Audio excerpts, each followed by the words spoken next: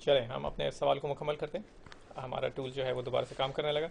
तो जब x जो है वो -0.001 है, तो हमारा जो एफ ऑफ एक्स की वैल्यू है वो -1000 होगी। ठीक है। इसी तरह से अगर आप चाहें तो -0.0001 लगाएंगे तो आप देखेंगे -10,000 जो है वो हो जाएगी हमारे फंक्शन की वैल्यू।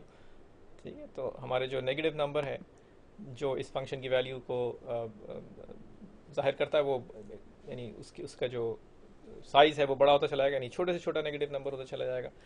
इसी तरह से अगर हम सीधे हाथ की तरफ से यानी राइट हैंड साइड की तरफ से जो है वो ज़ीरो को अप्रोच करने की कोशिश करें, मसलन 0.01 एक्स की वैल्यू रख के देखें, तो 1/x जो है वो 100 हो जाएगा। और करीब आएँ राइट हैंड साइड से 0.001 करके देखें कि अब क्या वैल्यू है इस एक्सप्रेशन की, तो हम देखेंगे कि इस एक्सप्रेशन की वैल्यू 1000 हो जाएगी। ये पॉजिटिव होंगी ये दोनों वैल्यूज़। तो अब और करीब आप आ सकते हैं, 0.0001 करके रख के देखें तो 10,000 जो है वो हो जाएगी 1/x की। तो जो चीज़ हमें नज़र आ रही है वो ये कि अगर हम उल्टे हाथ की तरफ से यानी नेगेटिव नंबर्स जो हैं उनको आहिस्ता आहिस्ता करीब करना शुरू करें ज़ीरो के, तो हमें जो है वो नेगेटिव नंबर्स जो हैं छोटे से छोटे होते चले जाएंगे। और अगर हम पॉजिटिव डायरेक्शन से या सीधे हाथ की तरफ से जो है राइट हैंड साइड की तरफ से अगर हम ज़ीरो की तरफ अप्रोच करें, तो हमारे नंबर्स जो हैं जो इस फंक्शन की वैल्यू को जाहिर करते हैं वो बड़े होते चले जा रहे हैं। ठीक है। तो इसको हम इसको ड्रॉ करके भी देख सकते हैं इस सूरत हाल को। तो जब x जो है वो नेगेटिव नंबर है या उल्टे हाथ से x की तरफ x ज़ीरो की तरफ आ रहा है, तो हमारी वैल्यूज़ जो हैं इस फंक्शन की वो आहिस्ता आहिस्ता आहिस्ता आहिस्ता जो है वो बड़ी होती चली जा रही हैं, यानी छोटी होती चली जा रही हैं नेगेटिव नंबर्स जो हैं। और वो x is equal to zero पर हमें पता है कि ये अनडिफाइंड है, लेकिन ये कि x के जितने भी करीब हम जाएंगे तो वैल्यूज़ जो हैं वो नीचे होती चली जाएंगी, बहुत ही छोटे हमें जो है वो फंक्शन की वैल्यूज़ जो हैं वो मिलेंगी। इसी तरह से अगर हम राइट हैंड साइड की तरफ से आएंगे तो आहिस्ता आहिस्ता वैल्यूज़ और एकदम से जो है वो बहुत बड़ी होना शुरू हो जाएंगी। जब हम बिल्कुल x के करीब होंगे तो ये जो एकदम से ऊपर जा रहा है ये हमें ये दिखा रहा है कि एसिम्प्टोटिकली जो है वो y एक्सिस के करीब होती चली जाएगा ये लाइन। बहुत लार्ज वैल्यूज़ जो है वो हमें एफ ऑफ एक्स की मिलेंगी, लेकिन हम कभी भी x is equal to zero जो है उसको नहीं हम टच करेंगे, क्योंकि वहाँ पे हमारा फंक्शन जो है वो अनडिफाइंड।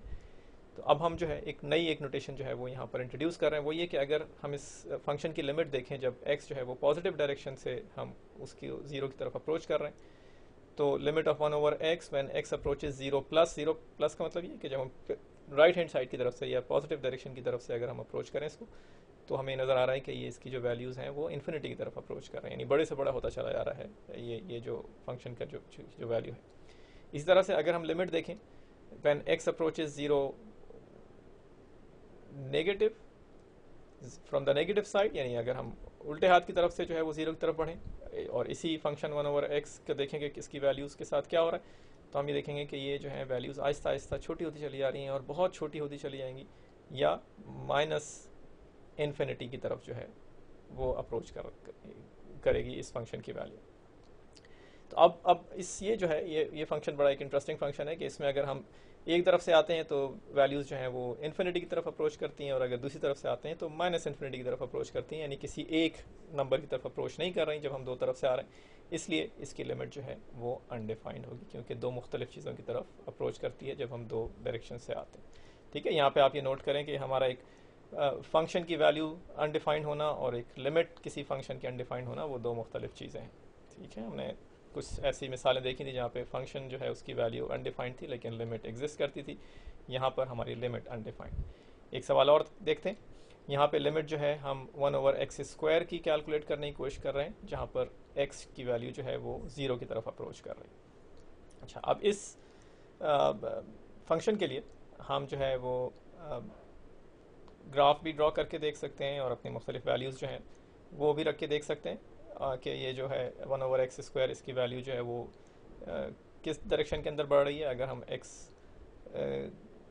की वैल्यूज़ जो हैं वो ज़ीरो के करीब लेके जाएं, तो चलें पहले एक छोटी सी एक टेबल बना के देख लेते हैं।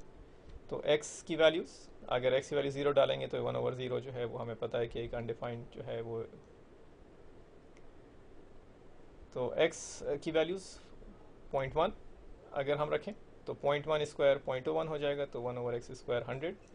अगर हम -0.1 रखें यानी नेगेटिव डायरेक्शन से अगर उसकी तरफ बढ़ने की कोशिश करें, तो स्क्वायर जो है वो माइनस और माइनस का प्लस हो जाएगा और हमारा 1/x² जो है वो 100 ही मिलेगा हमें। तो यहाँ पर जो सिचुएशन है वो ये कि अगर हम नेगेटिव नंबर डालें या पॉजिटिव नंबर डालें, दोनों सूरतों में जो हमारे फंक्शन की जो जो वैल्यू है वो हमें एक पॉजिटिव नंबर मिलती है, हम 0.01 और हम करीब आ गए 0 के, तो हमें 10,000 मिल गया 1/x² की वैल्यू। अगर नेगेटिव डायरेक्शन से -0.01 हम लगाते हैं तो तब भी हमें 10,000 मिलेगा। तो इस ग्राफ को अगर हम ड्रॉ करें तो आप ये देखिएगा कि अगर नेगेटिव डायरेक्शन से हम x की वैल्यूज़ करीब लाते जाएं तो ये इस दफ़ा ऊपर की तरफ जो है ये वैल्यूज़ जो हैं फंक्शन की वो बढ़ रही हैं और ये इन्फिनिटी की तरफ जा रहा है, क्योंकि जैसे जैसे आप नंबर्स जो हैं वो डालते चले जाएंगे जो ज़ीरो के बहुत करीब होंगे उल्टे हाथ की तरफ से, लेफ्ट हैंड साइड की तरफ से, तो बहुत लार्ज वैल्यूज़ मिलेंगी आपको फंक्शन की।